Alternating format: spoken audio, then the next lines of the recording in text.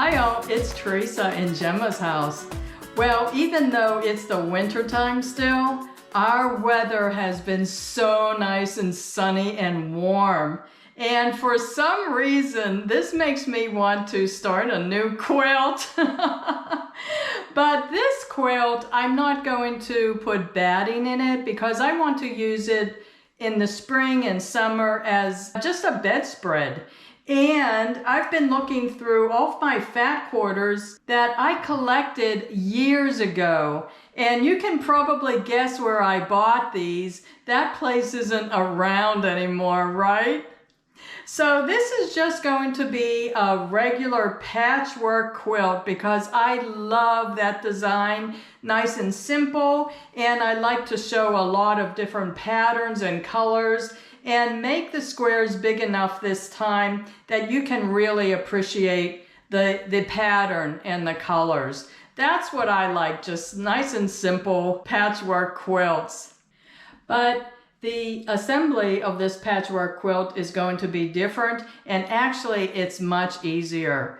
I made a patchwork quilt like this years ago, and I was so surprised how easy the assembly was. So let me show you how I did that. Okay, I told you this is going to be a really simple and basic patchwork quilt. So I laid out a lot of the fat quarters on my dining room table one night to see what it looked like, and I just love this. So these are about 5.25 inch squares. And first I want to measure to see how big I want this bedspread to be. And then try to cut as many squares out of each fat quarter as I can get so I don't waste any fabric. Okay, so each one is roughly 18 by 22, roughly. So I'm going to divide 22 by 4, and that's 5.5 inches. That would work good. And then 5.5 times 3 is 16.5. So I can get 3 rows and 4 across. So that's 12 squares from every one. That's pretty good. Okay, so I figured I needed 361 squares for my quilt that I want to be 94 by 94. I rounded it up to 95 by 95 to allow for some shrinkage.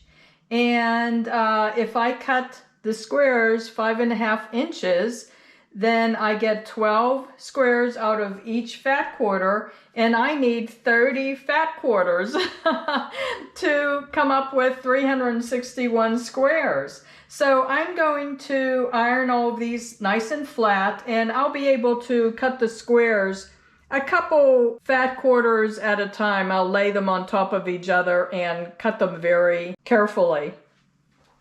Okay, so I have 364 squares cut, and I ended up having to cut these 5.25 instead of 5.5 inches because of the size of the fat quarters. They were a little smaller than I thought.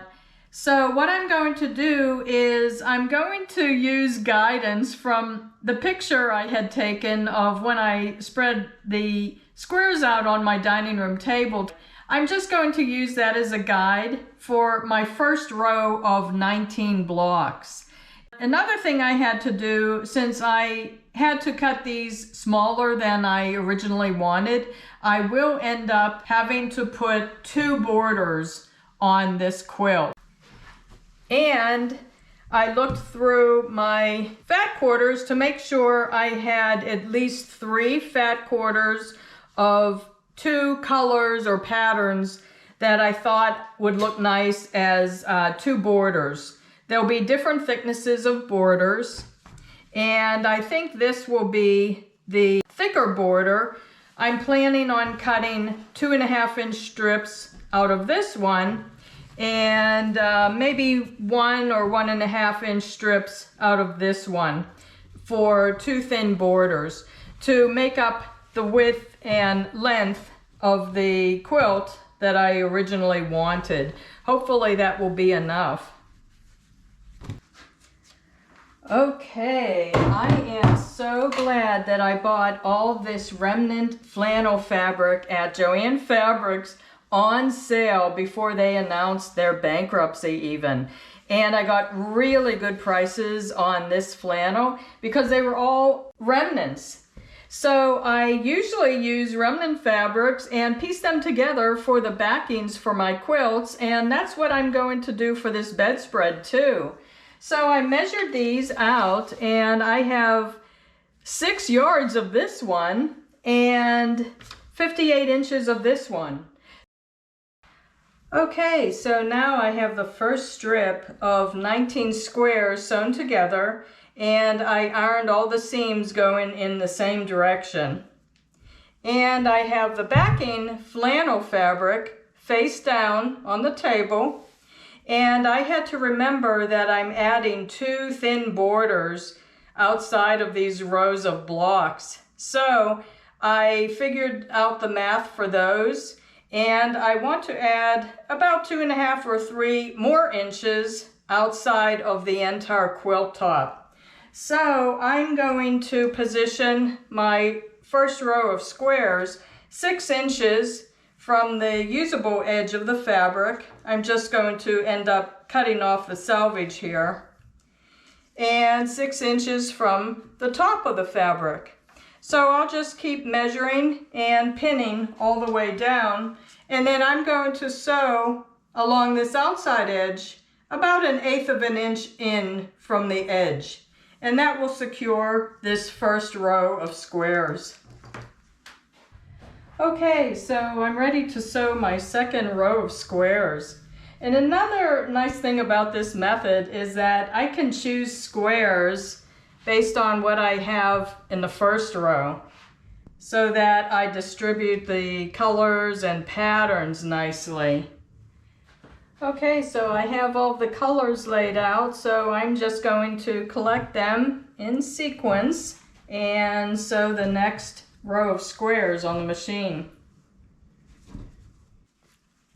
Okay, so here's my second row of squares, and I ironed these seams all in the same direction, opposite of the way I had ironed these seams, so that the seams aren't laying on top of each other. So I'm going to sew this row onto the first row, right sides together. I'll pin this all the way down so I line up all the seams nicely. And then I'll sew this 1/4 inch seam all the way down. And then when I turn it, I'll have my second row of squares. And that will keep repeating all the way across the quilt.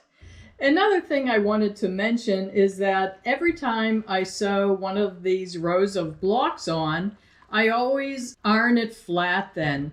And I make sure when I'm sewing it on that I'm holding the fabric down nice and flat, so there are no ripples on the other side on the flannel backing. Okay, so getting back to the flannel backing fabric for a minute, because pretty soon I'm going to have to deal with adding on another piece. So I was originally going to use the main fabric, one on each end, and piece the other fabric together and use that as a strip down the middle. And I usually figure this out on graph paper beforehand so I can figure out these measurements that I need. But I think I might just go with this and make it easy on myself and just piece the main fabrics together whenever I need to, use their full width, and then piece the other fabric together for the additional inches that I need just on one end. Okay, so it's time to add another piece of fabric for the backing. So I just folded this end up just so I can get right sides together for my next piece of fabric that I already cut to the length it needs to be. And I'll just pin this all the way down and sew it on the machine. And actually, instead of using pins, I forgot I had these little clips.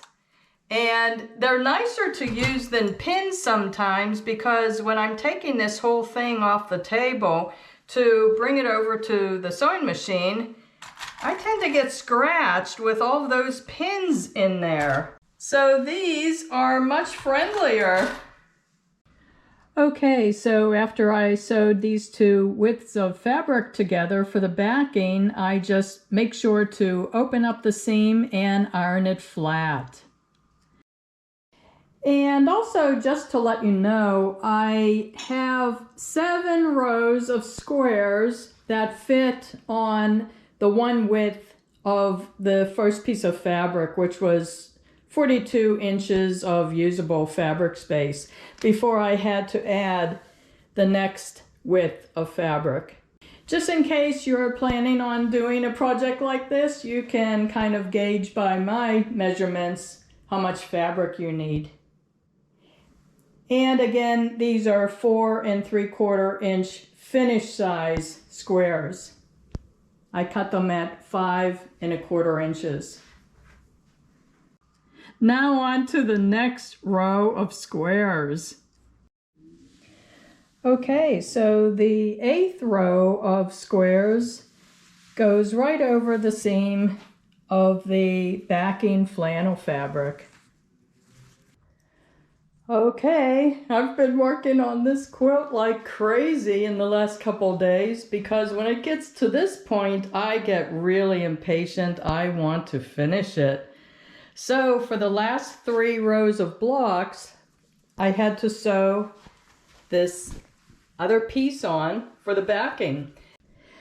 After I add the next 3 rows of squares on, I'll still have 6.5 inches of backing here, which is what I wanted, all the way around these squares. So that ended up being so perfect, those measurements. I can't believe it. Okay, whew. All 19 rows of squares are sewn on. They're sewn on all the way around the edges too. I'll cut these 2 fabrics for the borders. This one, I'm planning on cutting this into 1.5 inch strips. And this will be the first border. This will be adjacent to the squares. And then this one, I plan to cut into 2.5 inch strips, and this will be the final border. And then the binding will go on this one. Okay, I have the 2 borders sewn on, and I think they look great. I find browns to be kind of like neutrals. I think it also sets off the colors of the squares really nicely. So what I'm intending to do is I'll use the backing fabric as the binding. I'm intending to cut 1 inch away from the border. And in that 1 inch, I'll iron over 1/2 inch and then turn that over and top stitch. And that will be my binding. And also, I've been using my walking foot for this entire project. So as a final step, I decided to sew in between the squares at a 90-degree angle from where they were sewn onto the backing fabric originally, just so nothing shifts and it feels more like a quilt with more quilt lines. And then I also sewed along this one edge of the black border because I had only used a scant 1/4 inch seam on this and I didn't want anything pulling up. Okay, so I wanted to measure this bedspread before I wash and dry it in the machines, and it was 96 by 96. So let's see how much it shrinks. Time to wash the new bedspread, and just to be on the safe side, I'm going to throw in 2 of these Shout color catchers. I'm pretty sure this fabric is all color fast, but just want to make sure because they're pretty bright colors.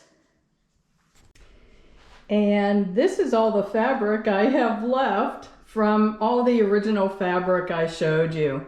So I think this is plenty to make 2 pillow shams to match this quilt.